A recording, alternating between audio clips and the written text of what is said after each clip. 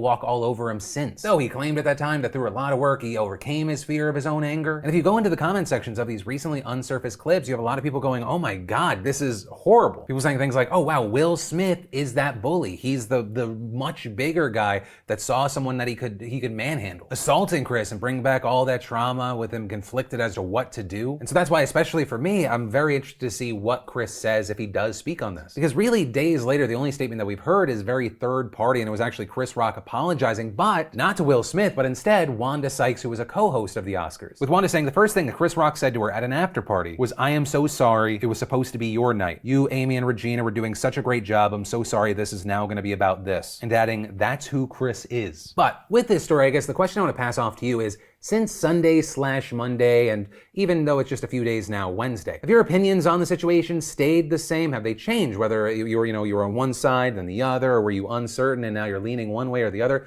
Let me know what you're thinking and why. And then let's talk about a rarity on the Philip DeFranco Show, a positive story. And that is the news that books, and in fact bookstores, are having a resurgence right now. Right, Barnes & Noble, for example, previously had plans to work its way down to 450 stores by 2022, but they actually started this year with 625 and plan on adding around 24 more by the end of the year. With book sales having jumped during the pandemic with a 13% increase year over year. And for me, I will say this is a relatable story. Definitely during the pandemic, I started listening to and actually reading more books. And initially when you hear book sales are going up, you go, of course, we're just trying to entertain ourselves. But for places like Barnes & Noble, you have reports crediting, millennials feeling nostalgia about it, Gen Z loving brick and mortar. Also, after the last 2 years, I've looked for any reason to go out. In fact, I think in the last month, I've gone to bookstores 3 times after probably not having gone to one in 10 to 15 years. But all of this is also being fueled by a thing that you might not be aware of if you're not on TikTok, and that is BookTok. Right? And BookTok in general is like this sea of videos that display this wholesome love of books from librarians, people who work at local bookstores, or just everyday people. And BookTok absolutely blows shit up. Right? That's why you have people like author Colleen Hoover telling NPR she was thrilled that her book, It Ends With Us, was becoming a New York Times bestseller, but initially she was equally confused since the book was 4 years old. With even her publishers confused probably until the unpaid intern explained what BookTok was. And while this is obviously huge online, you also have places like Barnes & Noble going, okay, let's take advantage of this. And so they keep track of what's popular on TikTok, and they advertise those books as BookTok favorites. If you go into a store, they'll have them all laid out. And personally, I love it. I mean, one of my favorite things of going to like an indie bookstore is when you have someone that works there writing out what they thought about the book right underneath it. And so to me, BookTok feels a little bit like that, but also at the same time, this like club meeting that you get to go to with a swipe of a finger. And it's the reason why in the last week I picked up the Midnight Library. And it's not just me. If you look at just the BookTok hashtag, they have roughly 46 billion views. And it's why you can have these creators that go viral. They get these massive followings for their love of books, like Abby's Library, who has over 90,000 followers. And while that may sound like a small number of followers when you compare it to all the big people, for such a niche category, 90,000 followers is you could be a king or queen maker, especially on TikTok, which is a platform where you can expect to reach multiples of the number of followers you have. So I guess the way that I want to end this story, if you'll nerd out with me, is are you familiar with BookTok? Do you have any favorite creators?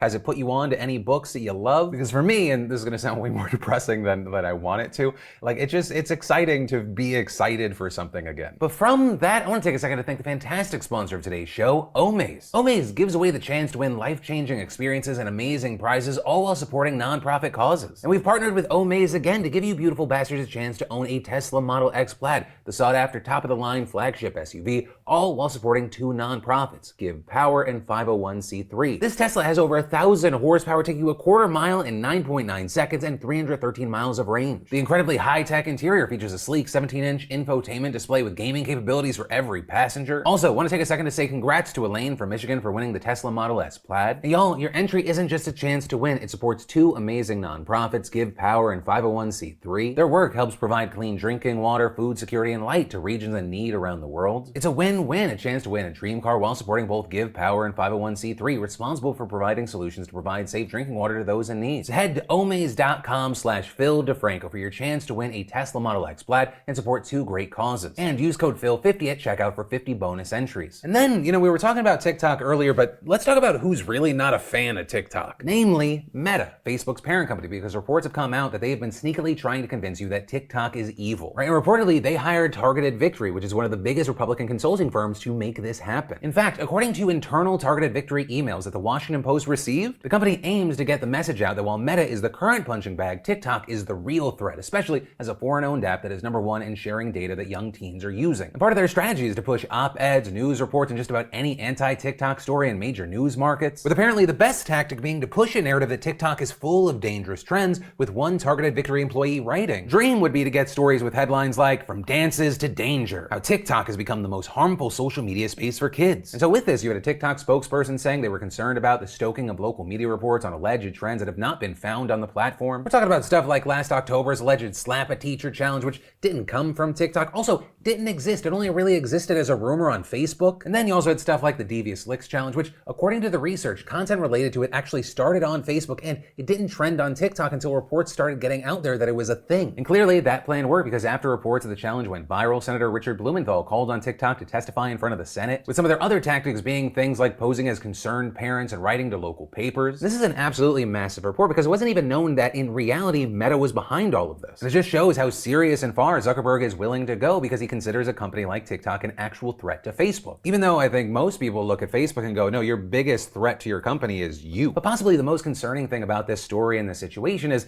you have this company, right? Facebook, Meta, whatever the fuck you want to call it. And they act like they care about truth and misinformation. Meanwhile, they're actively trying to distort the truth. And now that this report has come out, anytime there's like this anti-TikTok story, there's going to be this question in the back of people's minds of, is this fake? Which, I mean, maybe this ends up backfiring. Maybe you inadvertently make TikTok bulletproof. And then this news story starts with the question of, are you struggling to pay rent right now? And if your answer happens to be yes, Australian Prime Minister Scott Morrison has a genius solution for you. Just buy the house. Why are you paying rent, stupid? Buy it. All right, so let me explain. Morrison goes on Channel 9's Today Show this morning to defend his government's 2022 federal budget. And to give some context here, the cost of living in Australia has gone through the roof in recent years, with Netflix's contribution to gentrifying Byron Bay being just one example that we've talked about. In fact, a recent report found that rents in regional areas are now 18% higher than before the pandemic. And so ahead of the upcoming election, Morrison's promoting his budget as a remedy for this problem, pointing out a one-off $420 tax break, as well as a move to cut the fuel excise tax in half for the next 6 months. But one thing the budget doesn't include much of is rent relief. And so when you had the interviewer Ali Langdon pressing him on this, he said, "It's about Australians getting into homes. Best way to support people who are renting a house is to help them buy a house.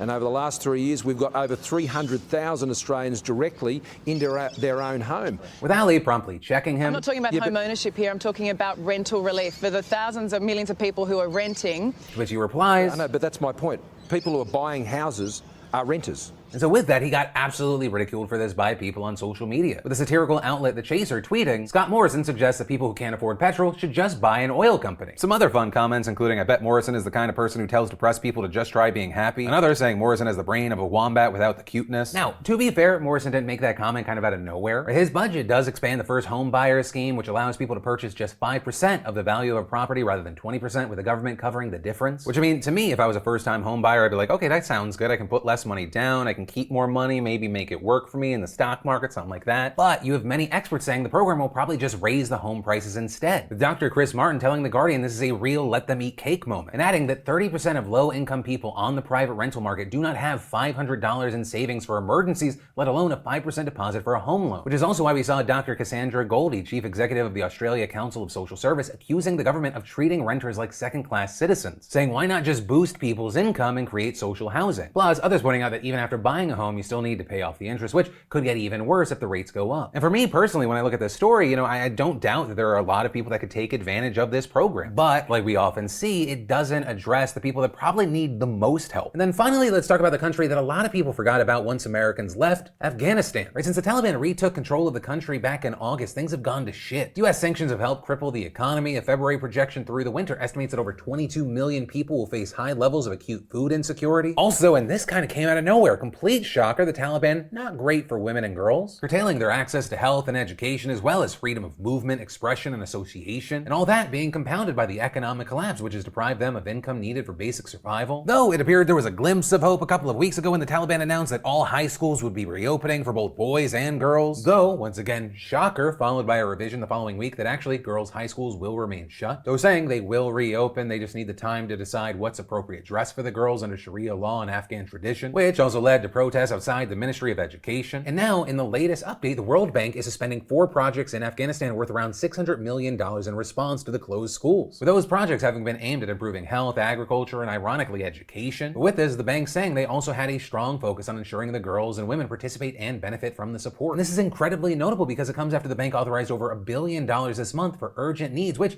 would be distributed through UN agencies and aid groups, not the Taliban. And so you have all of that, and that's why you have so many people split right now. Some obviously applauding this move as a way to punish the Taliban, but others saying, hey, here's the deal. It sucks. The Taliban's in control. So we